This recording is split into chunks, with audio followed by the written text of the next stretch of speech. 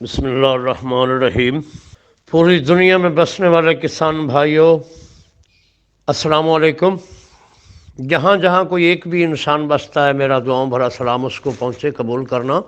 सबसे पहले अल्लाह करीम हिंदुस्तान के किसान भाइयों को जो इतनी सर्दी में अपने हकूक़ के लिए जिद्दोजहद करते हैं, उनके लिए दस्ते बादुआ हैं कि अल्लाह करीम उनको कामयाबी अता फ़रमाए और जो उनके ऊपर मज़ालिम ढाए जा रहे हैं, अल्लाह करीम उनको बाइस इबरत बनाए। आमीन या रब्बल आलमीन। आज मैं आप लोगों को अदरक के बारे में बताने जा रहा हूँ कि जो अदरक लगाना चाहते हैं पाकिस्तान के अंदर, तो जो शुमाली इलाका जात के लोग हैं वो अदरक को अप्रैल के महीने में काश्त करें। अप्रैल के महीने में अदरक को काश्त करें, कोशिश करें मैरा ज़मीन का इंतखाब करें। और जो हमारे शुमाली इलाका जात से हट कर लोग हैं, यानी कराची है, ठट्ठा है, सिंध है, यानी पूरा सिंध जो है कराची समेत, और जनूबी पंजाब यानी सरगोधे के इलाके के लोग, बहावलपुर, रहीम यार ख़ान, फोटाबास, मुल्तान, इन इलाकों के लोग जो हैं वो फरवरी में इसको काश्त करें। ठीक है। जो मार्केट में बीज अवेलेबल है ये उगता है, मैं ये नहीं कहता कि ये बीज उगता नहीं है, लेकिन ये तेज़ाब से धोया हुआ होता है, उगता है पौधा और महीने के अंदर अंदर पौधा जल जाता है, ख़त्म हो जाता है, नीचे से कोई चीज़ नहीं बनती।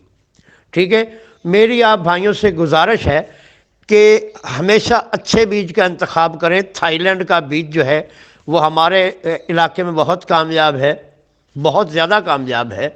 मैंने पिछली दफ़ा एक्सपेरिमेंट किया था तो एक पौधे के नीचे से तकरीबन 1.5 किलो अदरक निकला था और एक पौधे के नीचे से तकरीबन 1 किलो अदरक निकला था। ठीक है। मैक्सिमम जो है ना वो हर पौधे के नीचे से 1 किलो अदरक निकला था। मैंने घर में थोड़ा सा काश्त किया था, घर के अंदर जो है ना वो माल्टे के पौधे थे, उसके नीचे मैंने काश्त किया था। चूँकि मैंने काश्त अप्रैल में किया था इसलिए इसमें थोड़ी सी कमी बेशी हो सकती है। असल मौसम इसका फरवरी का महीना है। ठीक है, फरवरी और मार्च।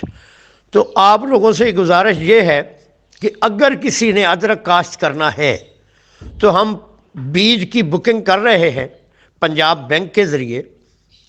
सैयद ट्रेडर, बंगला गुगेरा उकाड़ा, सैयद ट्रेडर, बंगला गुगेरा उकाड़ा, उकाड़ा से 29 किलोमीटर पर, साहिवाल से 40 किलोमीटर पर, फैसलाबाद से 80 किलोमीटर पर सैयद ट्रेडर है, मेन रोड के ऊपर।